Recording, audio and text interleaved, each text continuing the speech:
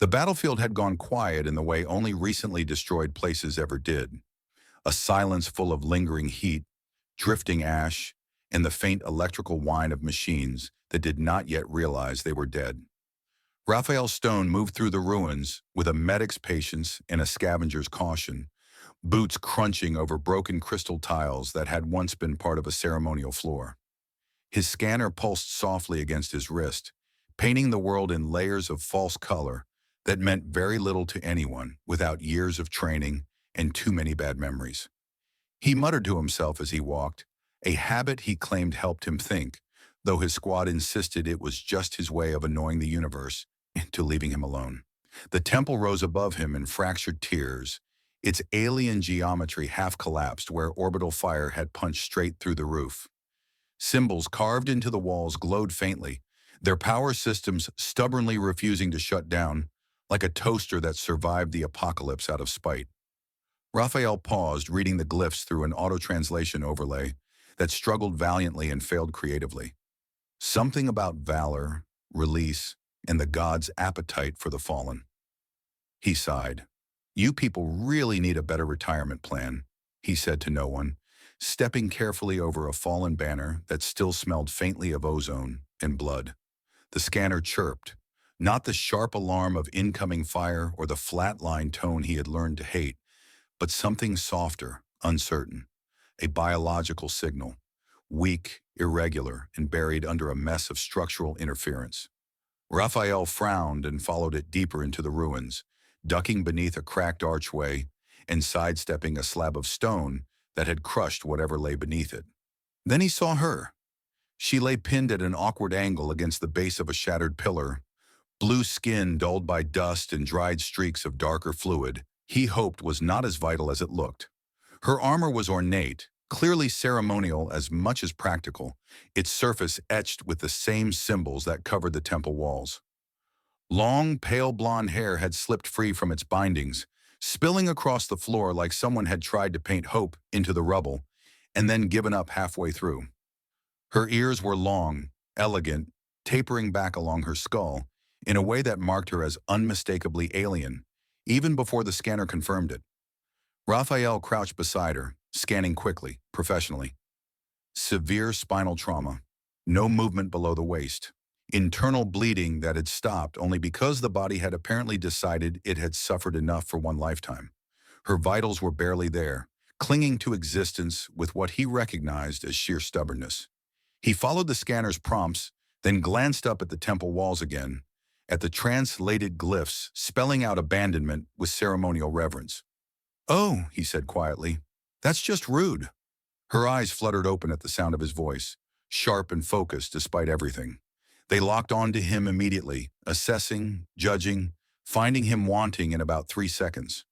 She tried to move and failed, a faint sound escaping her throat that might have been a curse or might have been a prayer. Raphael raised both hands, palms out. The universal gesture of, "I'm not here to make this worse," though history suggested he often did anyway. "Easy," he said. "You're alive," which I realize might be disappointing given the decor, but let's work with it. She stared at him, breathing shallow, ears trembling slightly. "You should not be here," she said, her voice hoarse but controlled. "This place is for the released." "Yeah," Raphael replied, glancing around at the ruins. "I've been released from worse places. Trust me." Her gaze flicked to his uniform, the human insignia, the red cross adapted for interstellar law. Something hard settled into her expression. "Then leave me," she said. "I can no longer fight. My worth is ended." Raphael snorted before he could stop himself. "Wow, you people skip straight from injured to existential crisis, don't you?" He shifted closer, already setting up the grav stretcher. "Listen, I don't know your gods, but I've met plenty of surgeons, and they're much worse. If they didn't give up on me, I'm not giving up on you." She laughed weakly at that, a sound edged with disbelief. "Human," she said, "you are committing a grave dishonor." "Story of my life," Raphael replied, activating the stretcher and carefully easing her free from the rubble. "Come on, let's go somewhere with fewer collapsing ceilings and significantly better coffee." Kyrus woke to light that was too white and sounds that were entirely wrong. There was a steady mechanical hum, irregular beeps that argued with one another, and the unmistakable scent of disinfectant layered over something bitter and burnt. She decided with immediate certainty that she had not died. If this was the realm of the gods, it was deeply disappointing. She tried to move and discovered the familiar, infuriating nothingness below her waist. The realization settled in with cold precision. Release had been denied. Worse, she was aware enough to suffer it consciously. Her eyes focused slowly, adjusting to the sterile ceiling panels above her, each marked with human symbols and faint cracks, where shrapnel had once tested their durability and failed. "Well," a voice said nearby, "you're awake. That's either very good news or a sign I'm about to get yelled at in a language I don't fully understand." She turned her head. The human was there, seated on a rolling stool that squeaked softly every time he shifted his weight. He looked exhausted, dark circles carved beneath his eyes, his uniform stained with grease, dried blood, and something that shimmered faintly like coolant. He held a data slate in one hand and a cup of dark liquid in the other, regarding her with cautious relief. "You should have left me," Kira said. Her voice sounded steadier than she felt. "You violated the right." "Yeah," he replied, sipping the liquid and immediately grimacing. "I do that a lot. It's sort of my brand." She studied the room, taking in the unfamiliar devices mounted along the walls, the translucent medical cradle supporting her body, the soft restraints at her wrists that were loose enough to be respectful but firm enough to be insulting. "This is a human war shelter," she said. "Your people are gone from this sector." "Temporarily," he said. "We have a talent for leaving and coming back at exactly the wrong moments." Her gaze returned to him. "Why?" He blinked. "Why what? Why am I here?" He considered that, setting the cup aside. "Short answer? Because you were breathing. Longer answer? Because I'm a medic, not a theologian. And because I don't accept 'please die quietly' as a valid medical directive." Kires closed her eyes. A flicker of something dangerously close to anger passed through her chest. "I cannot stand. I cannot fight. My spine is broken. By our law, I am already dead." "Good thing you're not under your law right now," he said lightly. "You're under mine. And mine says if someone's still arguing with me, they're not dead yet." She opened her eyes again, fixing him with a sharp stare. "Your arrogance is impressive." "Thanks," he said. "I work very hard on it." Silence stretched between them, punctuated only by the machines monitoring her failing patience and his stubborn optimism. At last she said, "You waste your effort. Even if I live, I will return to nothing. My people will not take me back." He shrugged. "Then don't go back." Her ears twitched, a reflex she hadn't quite learned to control around humans. "Exile is worse than death." "That's debatable," he said. "Death has terrible long-term prospects." She almost smiled, and that realization startled her more than the pain. "You joke in the presence of disgrace." "I joke in the presence of incoming artillery," he replied. "Disgrace doesn't scare me." He rolled closer, the stool squeaking again, and tapped a control on the console beside her. A holographic projection flared to life, displaying a detailed map of her spine, fractured and darkened where nerve pathways had been severed. Kiris looked away immediately. "I will not watch this," she said. "There is no honor in false hope." "That's not hope," he said calmly. "That's a problem." She looked back despite herself. "Your nerves aren't gone," he continued. "They're damaged, blocked, misfiring. Human tech isn't great at a lot of things, but we're excellent at ignoring impossible until it gets tired and gives up." "You intend to alter me," she said. "Your machines are unnatural." "Everything with electricity was unnatural once," he replied. "Including your armor, by the way. Very nice craftsmanship. Bit dramatic, but nice." She exhaled slowly, her composure fraying at the edges. "If you succeed, I lose everything. If you fail, I lose nothing." He leaned back, folding his arms. "You're assuming you lose nothing now." The words landed harder than he seemed to intend. Kairos turned her face away, staring at the far wall where faint scorch marks told stories of earlier battles. "Let me die," she said quietly. "Do not make me endure this." Raphael was silent for a long moment. Then he stood, walked to the door, and tapped a panel. It slid open with a hiss, revealing the chaos beyond. wounded soldiers of multiple species, med drones weaving through the air, a field hospital clinging to existence through sheer stubbornness. "I can't," he said, not turning back.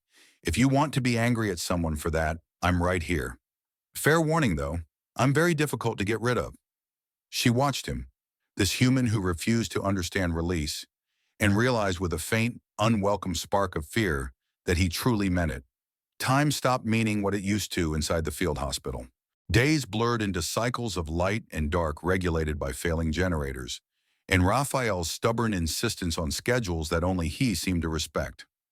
Kiris learned the rhythm of the place by sound rather than sight, the distant thud of artillery that never quite came close enough, the soft whine of med drones arguing with each other over priority codes, and Raphael's footsteps, which he could now identify even when he tried to be quiet. He never succeeded. "You know," he said one day, sliding a tray of nutrient packs onto the table beside her, "if this place ever gets hit, I'm blaming you. You've clearly offended several gods." Karis watched him through half-lidded eyes. "You dragged me from a consecrated temple. I did not offend them." "You did." "Semantics," he replied. "Also, for the record, your gods have terrible aim." She had stopped telling him to let her die, not because she no longer believed it was the correct outcome, but because arguing with him was like trying to outstubborn a mountain, exhausting, pointless, and strangely grounding. Instead, she observed, Raphael worked with an intensity that bordered on obsession, rewriting algorithms, adjusting implants the size of insects, and muttering to himself in a way that suggested he held entire conversations no one else was invited to attend. He slept in short bursts, usually upright, occasionally with a data slate sliding off his chest and striking the floor with a sound that made everyone pretend not to notice. The procedures were unpleasant. That was putting it generously. Human technology did not ask politely when interfacing with alien biology. It pushed, rerouted, stimulated, and sometimes failed spectacularly. There were days when Carissa bit down on a padded brace to keep from screaming, and days when Raphael swore loudly enough that the auto-translation refused to render it into anything remotely polite. "Good news," or he said after one particularly long session. "Nothing exploded." "That is your standard for success?" and she asked, sweat dampening the fine hair at her temples. "Today, absolutely." Between procedures, Raphael talked. He talked about Earth, about oceans Kairos could not imagine stretching that far without interruption, about gravity that humans complained about constantly despite having evolved in it. He told stories about other wars, other patients, some of whom lived and some of whom didn't, and he told them all with the same dry humor, as if jokes were the only insulation he trusted against the cold arithmetic of survival. Kiris listened despite herself. She spoke less, but when she did, her words were precise.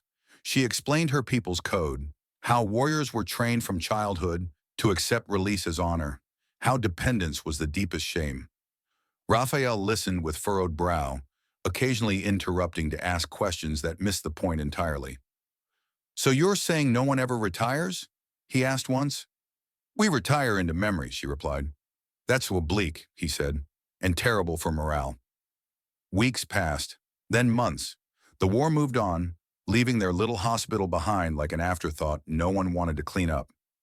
Caressa's body changed slowly, imperceptibly at first. Pain gave way to sensation, sensation to something like awareness.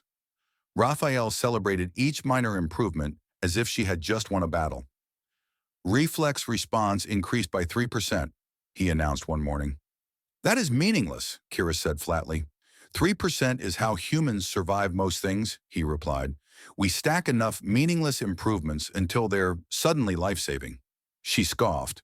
But later that day, when he adjusted the neural interface and her hand twitched, just once, barely more than a suggestion, she forgot how to breathe. Raphael froze, eyes locked on the monitors, then on her fingers, then back again as if afraid the universe might take it back if he acknowledged it too loudly. "Did you see that?" he asked, voice unsteady. "Yes," she said. Her throat tightened. "It was nothing." He grinned, wide and tired and brilliant.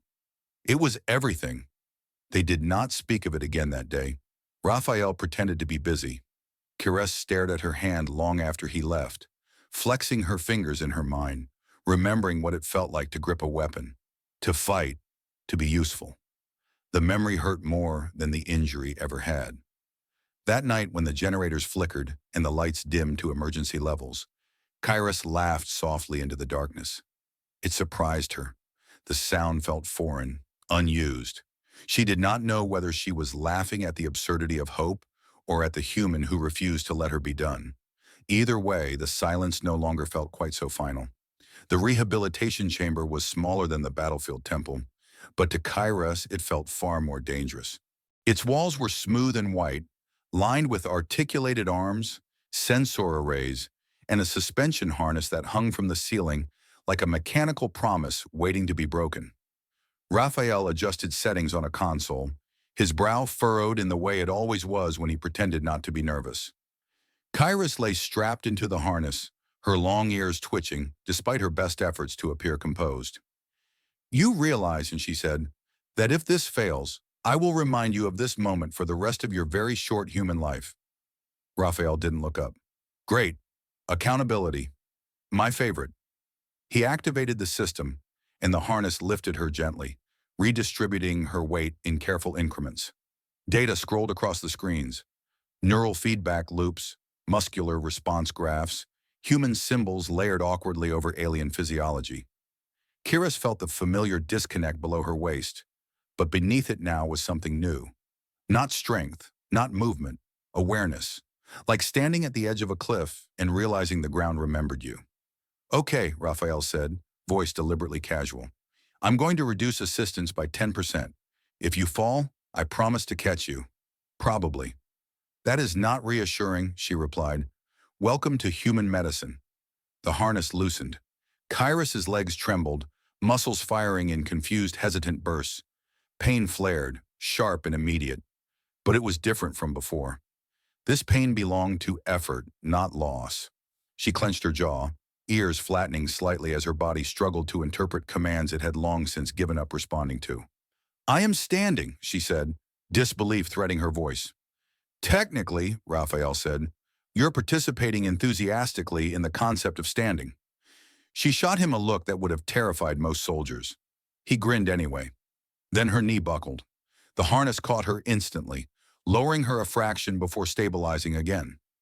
Kyra sucked in a breath she hadn't realized she was holding, her hands clenched into fists, fingers obeying her this time without hesitation. "I failed," she said quietly. "No," Raphael replied, serious now. "You tried. There's a difference. Huge one. Entire motivational industry built on it." She laughed despite herself, a short, sharp sound that surprised them both. The laugh broke something open inside her, and before she could stop them, tears followed. They slid down her blue skin unchecked, dripping onto the sterile floor below. Raphael froze, clearly unsure which protocol applied to crying alien warriors. "I did not think it would feel like this," she said, voice trembling. "Walking again means I was never meant to be released. It means everything I believed was wrong." Raphael stepped closer, resting a hand lightly on her arm. "Beliefs get outdated," he said gently. "Happens to humans all the time. We update them, sometimes painfully." She turned her face away, ashamed of the weakness she felt, the grief tangled with the triumph. "My people will never accept this," she said. "They will say I chose dishonor." "They might," he said. "Or they might say you survived. Cultures argue about these things. Loudly." They tried again. And again. Each attempt ended the same way, with shaking legs and a controlled descent. But each time lasted a little longer. Sweat dampened her hair, and her ears drooped with exhaustion. Yet she refused to stop. When Raphael finally cut the session short, citing structural fatigue that was definitely not hers, she glared at him until he backed away with his hands raised. "Fine," he said, "but only because I'm the one who has to fill out the incident reports." Later, as she rested, Caris watched med drones glide past the chamber window. Soldiers laughed somewhere down the corridor, a sound that felt almost inappropriate in a place built for pain. Raphael returned with 2 cups, offering one to her. "What is that?" she asked suspiciously. "Hot chocolate," he said. "It's not medicinal. It just makes things slightly less terrible. She took a cautious sip and made a face. It tastes like optimism. High praise, he said. That night, alone with the quiet hum of the hospital, Kiris flexed her legs in her mind again. The movements were still clumsy, incomplete, but they were hers. For the first time since the temple fell, she did not imagine herself dying there. Instead, she imagined walking out of it, and the thought terrified her far more than release ever had. The message arrived during a routine calibration, announced by a soft chime that immediately put Raphael in a bad mood. Messages rarely brought good news, and when they did, they usually arrived far too late to matter. He skimmed the transmission once, then again, his expression tightening in a way Caress had learned to recognize as restrained anger disguised as professionalism. "That was fast," he muttered. Caress, suspended comfortably in the harness, while diagnostic lights traced lazy patterns across her legs, tilted her head. "Fast for what?" "For history catching up," he said.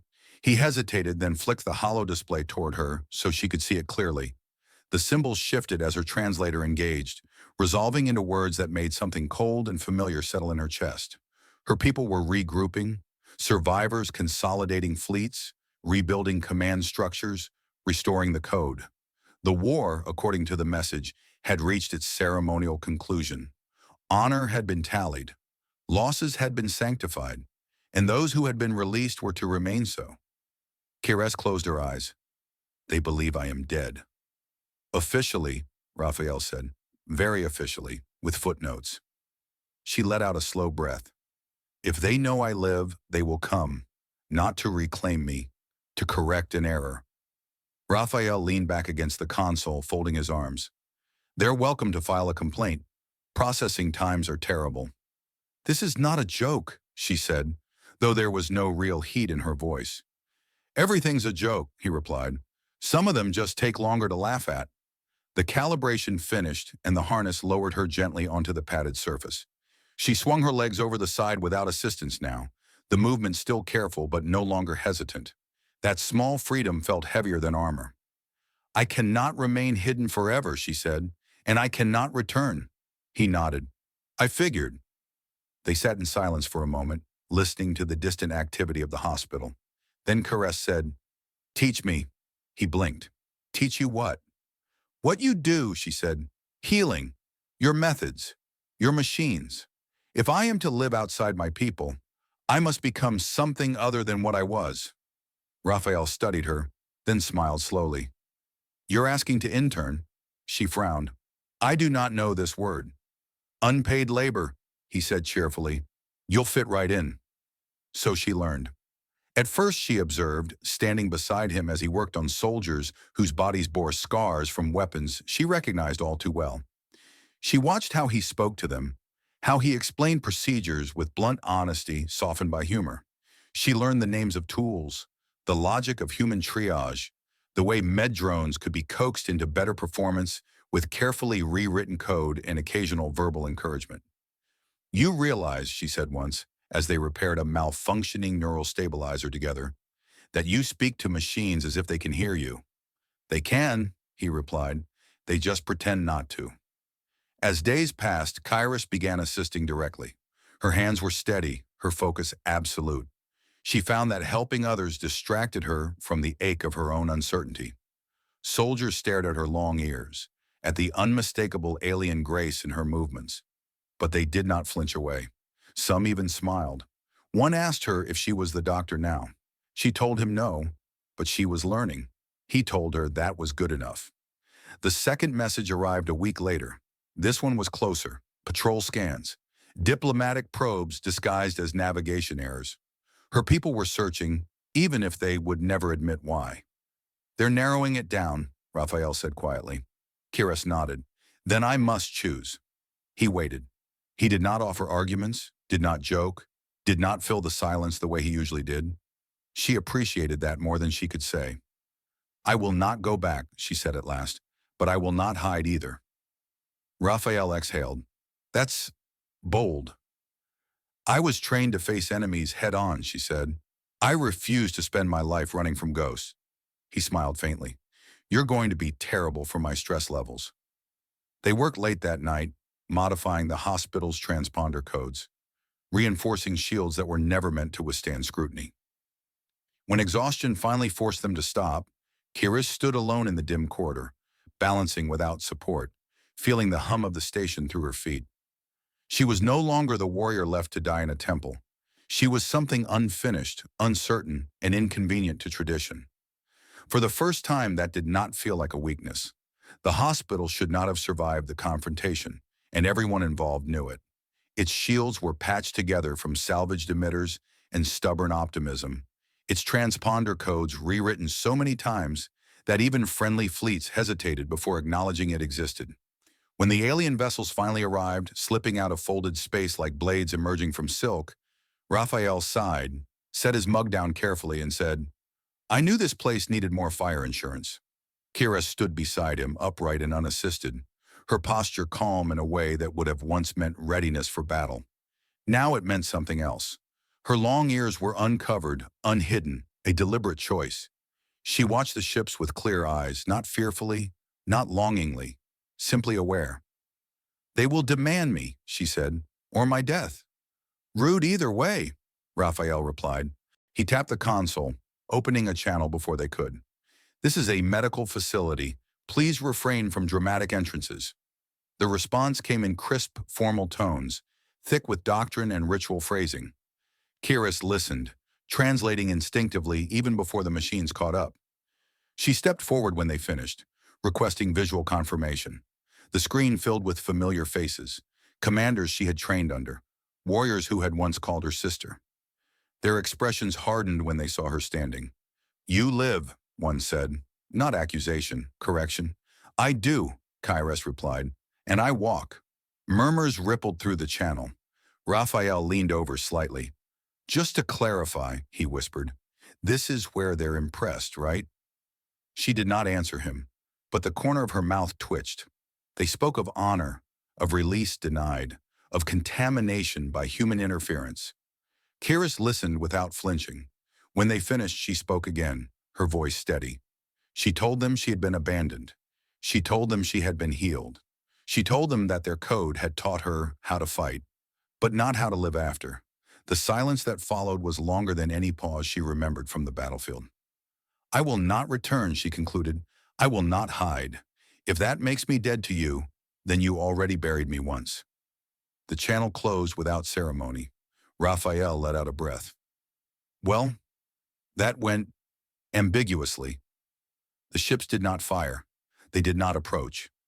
After several tense minutes, they folded back into space and vanished, leaving behind nothing but distorted sensor echoes and unanswered questions. The hospital remained intact, humming quietly as if nothing monumental had just happened. Kires sat heavily on a bench, suddenly exhausted. Raphael joined her, offering a cup without comment. "Hot chocolate," he said, "for surviving cultural exile." She accepted it. "It still tastes like optimism. Still counts." Life settled into something resembling normal. The hospital became what it had been drifting toward all along, a neutral refuge. Word spread, carried by smugglers, medics, and soldiers who owed their lives to stubborn humans, and one alien who refused to die correctly. Kairos worked openly now, her hands confident, her movements sure. She taught and learned in equal measure, blending human improvisation with alien precision. She no longer measured her worth by what she could destroy. One evening, as artificial sunlight dimmed to rest cycle levels, Kairos walked the length of the main corridor without thinking about each step. Halfway through, she realized what she was doing and stopped, laughing softly at herself. Raphael watched from a doorway. "You know," he said, "most people celebrate milestones." "I am," she replied, quietly. She looked at him then, truly looked, at the human who had ignored gods, codes, and common sense to carry her out of a ruined temple. "You changed me," she said. He scratched the back of his neck. "I prefer to think I annoyed you into becoming something new." She smiled. It felt natural now. The war faded into history, as wars did. Kairos remained, not a warrior, not an exile. Something in between, something unclassified. When new patients asked who she was, she told them the truth. She had been left to die once. She had been saved, and she chose to stay. For the first time, that choice belonged entirely to her.